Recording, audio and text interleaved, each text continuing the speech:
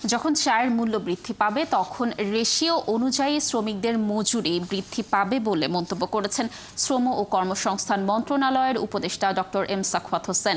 দুপুরে মৌলভীবাজারের শ্রীমঙ্গলে চা বাগান শ্রমিক ইউনিয়ন নেতাকর্মীদের সাথে মতবিনিময় সভায় তিনি কথা বলেন।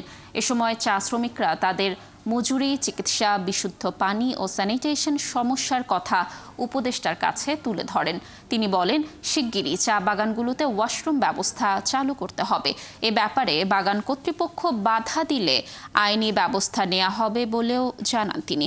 এ সময় উপস্থিত ছিলেন শ্রম ও কর্মসংস্থান মন্ত্রণালয়ের সচিব AHM শফিকুজ্জামান, কলকারখানা ও প্রতিষ্ঠান পরিদর্শন অধিদপ্তরের মহাপরিচালক আব্দুস সামাদ আল আজাদ, জেলা প্রশাসক ইসরাইল হোসেন সহ আরো অনেকে।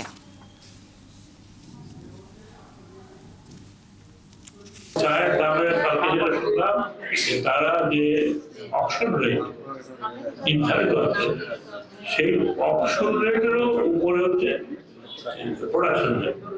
কাজে এটা যদি সামঞ্জস্য না হয়, আমিও তো চাপ দিতে পারছি যে বেতন বাড়াও বা তাদেরকে আরো কোনো এটা ইমিডিয়েট এই আমাকে চেয়ারম্যান বললেন এটা বাড়াবার একটা সিদ্ধান্ত হয়েছে, কিছুদিনের মধ্যে হয়তো এটা বাড়বে।